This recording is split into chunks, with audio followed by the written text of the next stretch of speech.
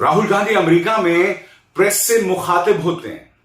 जी हां, दुनिया की सबसे ज्यादा आजाद प्रेस से राहुल गांधी यहां पर मिल रहे हैं। मगर यह बहुत ही अजीबोगरीब बात है कि 9 साल गुजर चुके हैं, हमारे प्रधानमंत्री नरेंद्र मोदी ने एक भी प्रेस कॉन्फ्रेंस को संबोधित नहीं किया। मगर इस प्रेस कॉन्फ्रेंस में राहुल गांधी कहते हैं कि मरना तो हर किसी को है और मैं मरने से डरता नहीं। राहुल गांधी ये बात इसलिए नहीं कह रहे हैं क्योंकि उनके परिवार का एक इतिहास है शहादत का। उनके पिता, जिन्हें एलटीटीई के आतंकवादियों ने मौत की घाट उतारा था, उनकी दादी, जिन्हें खालिस्तानी आतंकवादियों ने मौत की घाट उतारा था, और उनके अपने चाचा जो एक दुर्घटना में मारे गए थे। मुद्दा यह नहीं है कि उनके परिवार का एक शहादत का इतिहास है, नहीं। मुद्दा यह है कि राहुल गांधी कुछ ताकतवर लोगों को टक्कर दे रहे हैं। वो ताकतवर लोग जिनके बारे में बात करना आसान नहीं है। सबसे पहले मैं चाहूंगा कि आप राहुल गांधी के इस बयान को सुने जिसमें वो कह रहे हैं कि देखिए, मरना तो हर किसी को है और ये बात मैंने अपनी दादी और अपने पिता की शहादत से सीखी है। राहुल गांधी ऐसा क्यों कह रहे हैं, ये अपने आप में बहुत दिलचस्प है। सुनिए वो क्या कह रहे हैं। I've grown up with a sort of narrative about my country, Gandhian narrative of what the country is, what it should look like, what is important. So that's what drives me. I'm not concerned really about threats of violence and assassination and stuff. Everybody's got to die, So, that's what I learned from my grandmother and my father. So, you don't back down because of something like that. एक बात आज मैं स्पष्ट कर देना चाहता हूं दोस्तों, गांधी परिवार का एक लंबा चौड़ा इतिहास रहा है और आज मैं एक बहुत बड़ा दावा करने वाला हूं। पंडित नेहरू के बाद राहुल गांधी परिवार के ऐसे नेता हैं जिन्होंने सांप्रदायिकता के साथ किसी तरह का कोई समझौता नहीं किया, जो आरएसएस के लिए सबसे बड़े सिरदर्द का सबब बने हुए हैं, जिनसे आरएसएस संघ और उससे जुड़ी जो संस्थाएं हैं वो नफरत करते हैं। पंडित नेहरू के बाद राहुल गांधी, और मैं आपको बताता हूं क्यों। क्योंकि अगर आप इंदिरा गांधी का भी इतिहास देखें तो आपको ऐसे ढेरों लम्हे दिख जाएंगे जहां उन्होंने सांप्रदायिकता के साथ समझौता किया है। राजीव गांधी कहने को इस देश में सूचना प्रौद्योगिकी, कंप्यूटर लाने वाले प्रधानमंत्री, मगर यह ना भूलें राम मंदिर के ताले उन्होंने ही खोले थे। और इस बात को लेकर कमलनाथ आज भी गर्व से बोलते हैं कि राम मंदिर का क्रेडिट राजीव गांधी को दिया जाना चाहिए, जबकि मामला जो था अदालत के सामने विचाराधीन था। इसीलिए राहुल गांधी ये कह रहे हैं कि आजाद भारत के इतिहास में मानहानि के मुद्दे पर सबसे गंभीर सजा मुझे मिली है। क्यों? क्योंकि मैंने अडानी का मुद्दा उठाया, क्योंकि मैंने उस मुद्दे को खंगाला जो कि प्रधानमंत्री नरेंद्र मोदी की कमजोर नब्ज थी, जिसके बारे में कहना किसी के लिए मुश्किल होता है। सुनिए राहुल गांधी क्या कह रहे हैं। I asked a rhetorical question. I asked the question, why? Well, you described it. Right. I'm fighting a court case, so I have to be careful. But I asked a rhetorical question, and I'm the first person in India to be given the highest punishment for a defamation case. It's the first case. I'm the first person in Indian history since 1947. Right? Nobody has been given the maximum sentence on defamation, and that too on the first offense. Right? So that should explain what's going on to you. And my disqualification happens quite interestingly after I make a speech about Mr. Adani in Parliament. So you can do the math. Let's see. But my disqualification is not really, it's okay, it's not the most important thing. The most important thing is the thousands and thousands of other voices, civil society, government, bureaucracy, who are being frightened into submission. That's much more important to me than my disqualification. बात यहां नहीं रुकती। राहुल गांधी वो हैं दोस्तों जो चीन के आक्रमणकारी तेवरों के बारे में आज से बहुत पहले कह रहे हैं। यानी कि चीन ने जब भारतीय जमीन पर कब्जा नहीं किया था, जब उनके साथ संघर्ष में हमारे 20 जवान शहीद नहीं हुए थे, उससे पहले से ही चीन के बारे में राहुल गांधी कह रहे हैं। अमेरिकी जमीन में उन्होंने कहा, China has occupied a territory and it's an accepted fact. They have occupied 1500 square kilometer of land. It's absolutely unacceptable. However, PM Modi believes otherwise. Rahul Gandhi कह रहे हैं कि चीन ने हमारी 1500 स्क्वायर किलोमीटर जमीन पर कब्जा किया हुआ है, जिसे स्वीकार नहीं किया जा सकता। यह बात अलग है कि प्रधानमंत्री इस बात को स्वीकार नहीं करते। सुनिए वो क्या कह रहे हैं। What is your reaction to Prime Minister Modi's statement that not an inch of land has been lost to the border with China? And can you talk about India's relationship with China and how it's changing? I mean, the fact of the matter is China is occupying our territory. It's an accepted fact. I think 1,500 square kilometers, land the size of Delhi is occupied by them. And I think, it's absolutely unacceptable. Prime Minister seems to believe otherwise. I don't know. I mean, maybe he knows something we don't know. Rahul Gandhi ने एक बार फिर बताया कि आखिर उन्होंने भारत जोड़ो यात्रा क्यों शुरू की। बकौल राहुल गांधी उन्होंने कहा था कि देश में संस्थाओं पर, प्रेस पर पूरी तरह से कब्जा हो गया है। उन्होंने आगे यह भी कहा कि कन्याकुमारी से लेकर कश्मीर तक उन्होंने कई लोगों से बात की, और जब वो लोगों से बात कर रहे थे तो उन्होंने इस बात को महसूस किया कि लोग बढ़ती महंगाई, बेरोजगारी को लेकर चिंतित हैं।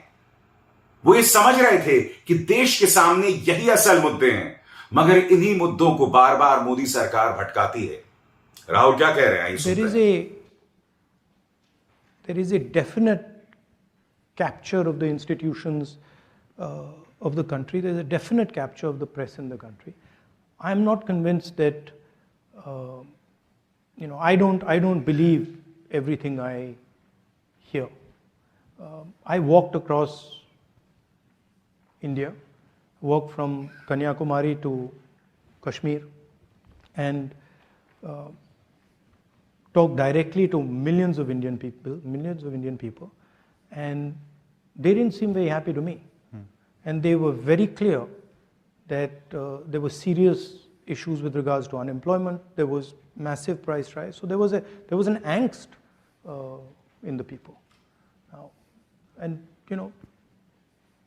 look at the Karnataka election and wait and watch the next 3 or 4 state elections. That I think is a better indicator of what's going to happen. आपको इस बात को समझना पड़ेगा कि आखिर भारतीय जनता पार्टी क्यों कहती है कि राहुल गांधी विदेशी जमीन पर जाकर देश को बदनाम करती है, क्योंकि हर बार राहुल गांधी भारतीय जनता पार्टी की कमजोर नब्ज पर वार करते हैं। मैंने कार्यक्रम की शुरुआत में क्या कहा आपसे, पंडित नेहरू के बाद राहुल गांधी, गांधी परिवार के ऐसे पहले सदस्य हैं जिन्होंने सांप्रदायिकता के साथ कोई समझौता नहीं किया, नफरती राजनीति के साथ कोई समझौता नहीं किया।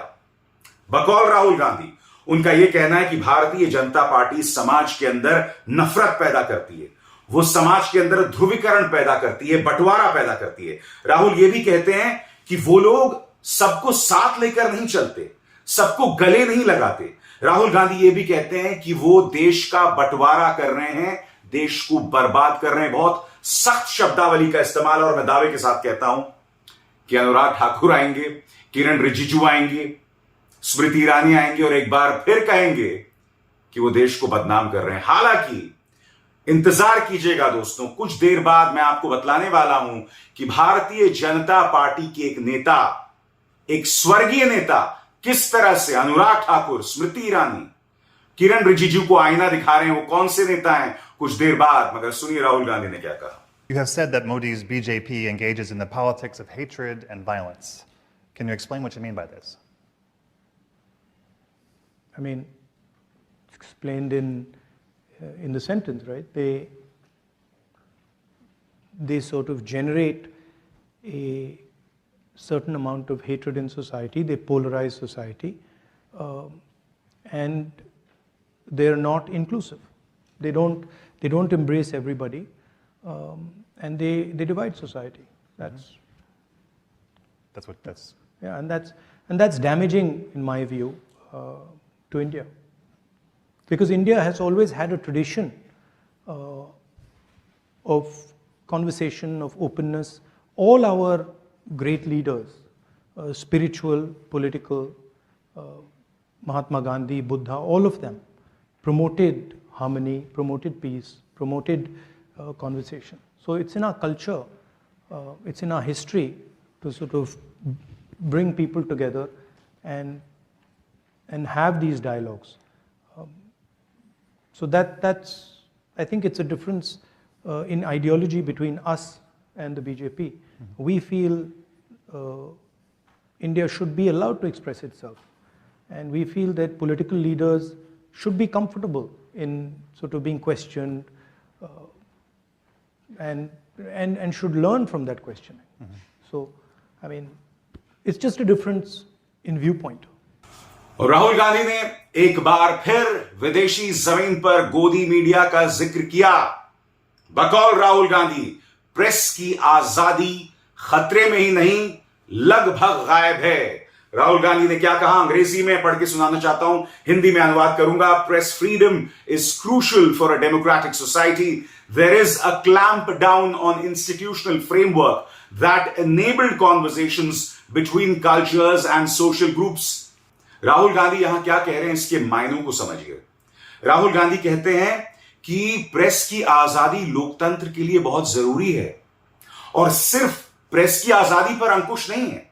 राहुल गांधी यह भी कहते हैं कि उन तमाम संस्थाओं की आजादी पर कब्जा है, आजादी पर अंकुश है, जिन संस्थाओं के जरिए संवाद हुआ करता था, समाज के अलग अलग तबकों में बातचीत हुआ करती थी, वो सब खत्म हो रहा है मोदी सरकार में।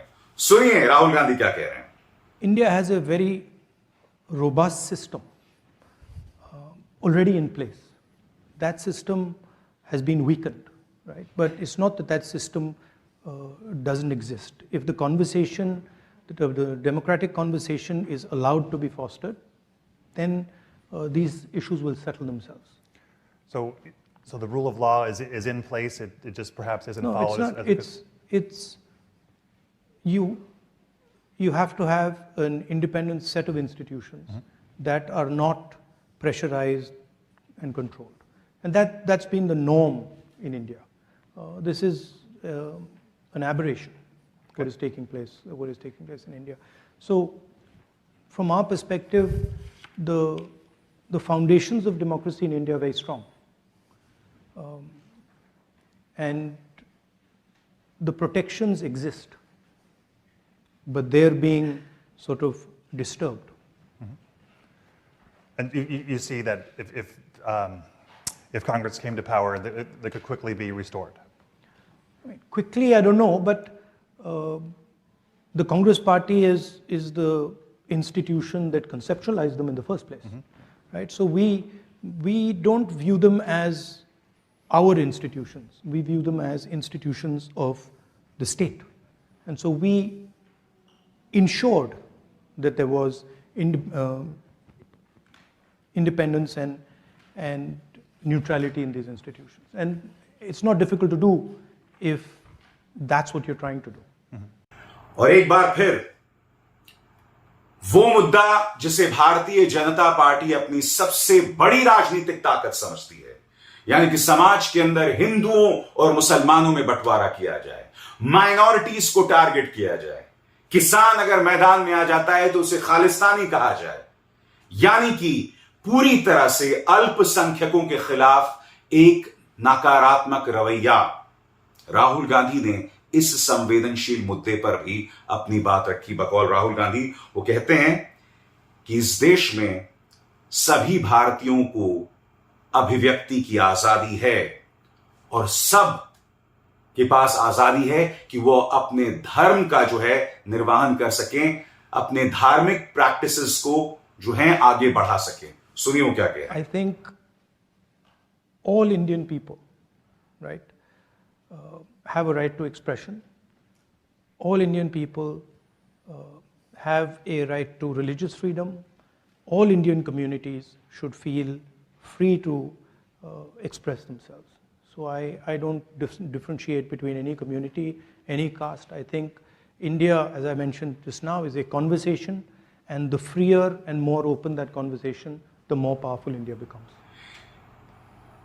यह अपने आप में बहुत दिलचस्प बात है दोस्तों कि राहुल गांधी धार्मिक आजादी की बात करते हैं और वो इस बात से डर नहीं रहे हैं, क्योंकि मैंने आपको कार्यक्रम की शुरुआत में कहा कि वो सांप्रदायिक नफरत के साथ किसी तरह का समझौता नहीं कर रहे हैं, क्योंकि हम एक ऐसे वक्त में आ गए हैं कि दूसरे धर्मों की बात करना यानी कि लोगों को लगता है कि भाई मैं वोट्स गवा दूंगा। राहुल गांधी इस बात से डर नहीं रहे हैं।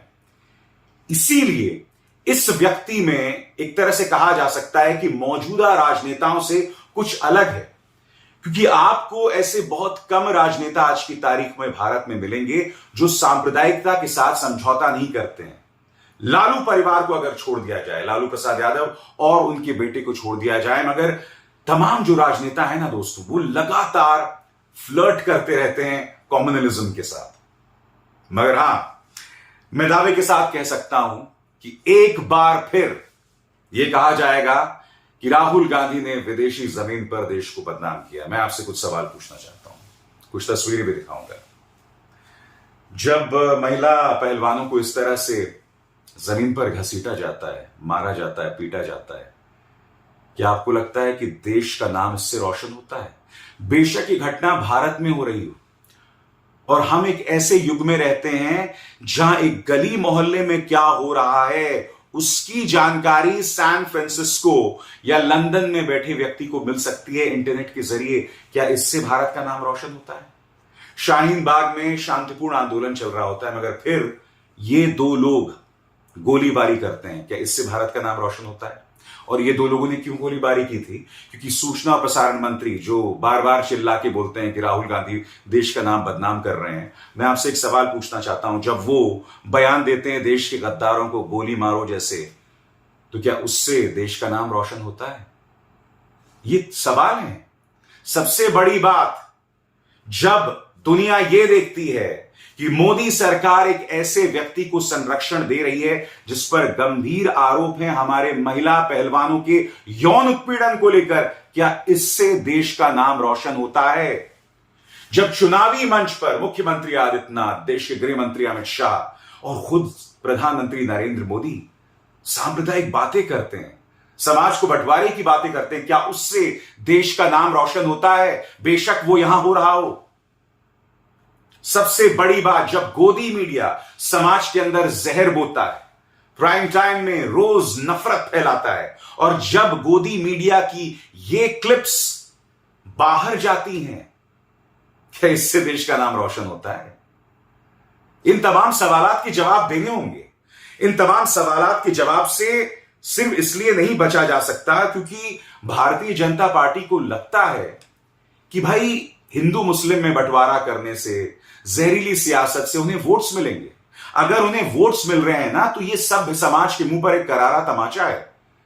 इसलिए आज की तारीख में राहुल गांधी अगर विदेशी जमीन पर जाकर अपनी बात रख रहे हैं, तो यह भारत का अपमान नहीं है, क्योंकि मोदी भारत नहीं है। और मैं याद दिलाना चाहूंगा, स्वर्गीय अरुण जेटली ने क्या कहा था। अरुण जेटली ने कहा था कि सिर्फ इसलिए कि किसी मुद्दे की चर्चा संसद में हो रही हो या भारत में हो रही है, हमें यह नहीं सोचना चाहिए कि दुनिया उसे नहीं देख रही है। यह बात जो अरुण जेटली कह रहे हैं अब नहीं है जीवित, ये एक करारा तमाचा है भारतीय जनता पार्टी के लिए। सुनिए उन्होंने क्या कहा। आज कोई विषय ऐसा नहीं है जिसकी केवल चर्चा भारत की सीमाओं तक सीमित रह जाए। आज सैटेलाइट का युग है, इंटरनेट का युग है। सदन में भी चर्चा होती है तो दुनिया में लोग उसको देखते हैं, और इसलिए ये कहना कि चर्चा को कि वो केवल भारत की भौगोलिक सीमाओं तक सीमित कर दो, ये तो आज के युग में संभव भी नहीं है। केवल प्रधानमंत्री जी नहीं, कोई भी अगर हिंदुस्तान की ओर से जाता है और डायस्पोरा की मीटिंग्स होती हैं तो भारत में क्या हो रहा है ये स्वचर्चा के स्वाभाविक विषय बनते हैं। आज कोई ऐसी चर्चा नहीं है जिसको केवल इस देश की भौगोलिक सीमाओं तक सीमित रख देना आज संभव है, ना टेक्नोलॉजी उसकी अनुमति देती है। और बात वहां तक सीमित नहीं है दोस्तों। साल है 2015 अप्रैल, राज्यसभा में अरुण जेटली ने यह कहा था कि जब आपातकाल चल रहा था तो हम में से कई लोग विदेशी जमीन पर जाकर देश के अंदर जो मानवाधिकार हनन हो रहा था उस पर बोलते थे। इससे देश की बदनामी नहीं होती थी। और क्यों नहीं, आपातकाल एक कलंक था इस देश के नाम पर, कांग्रेस के चेहरे पर। लिहाजा उसके बारे में अगर लोग बोलते थे कुछ गलत नहीं कहते थे। सुनिए अरुण जेटली किस तरह से आईना दिखा रहे हैं यहां पर भारतीय जनता पार्टी के उन नेताओं के लिए जो कहते हैं कि विदेशी जमीन पर जाकर देश की बुराई करना गलत है। सुनिए। 1975 में दुनिया भर में घूमते थे, जो उस वक्त मानवीय अधिकारों का उल्लंघन हो रहा था उसके खिलाफ प्रचार करने के लिए। वैसे भी दोस्तों देश की बुराई तो कोई नहीं कर रहा है। प्रधानमंत्री की आलोचना को बर्दाश्त करना होगा। सबसे शॉकिंग बात यह, और बहुत ध्यान से सुनिएगा मेरी बात, प्रधानमंत्री नरेंद्र मोदी अक्सर खुद को और खुद के बारे में कहते हैं कि भाई मेरा 56 इंच का सीना है, घर में घुस के मारेंगे, सर्जिकल स्ट्राइक करेंगे। मैं आपसे एक सवाल पूछना चाहता हूं। एक व्यक्ति जिसे एक मर्द के तौर पर पेश किया जा रहा है, मर्यादा पुरुषोत्तम के तौर पर पेश किया जा रहा है, आखिर वो खुद पर हो रहे राजनीतिक हमलों को लेकर इस कदर रुदाली क्यों करते हैं? क्या वजह है? ये सवाल तो पूछे जाने चाहिए। क्या इस सवाल से बचा जा सकता है? जवाब दीजिए। जो व्यक्ति इतना ताकतवर है, अंधभक्तों के मुताबिक, वो आलोचना को लेकर इतनी छुई मुई क्यों है? ये सवाल है और इनसे बचा नहीं जा सकता। अभिसार शर्मा को दीजिए इजाजत। नमस्कार।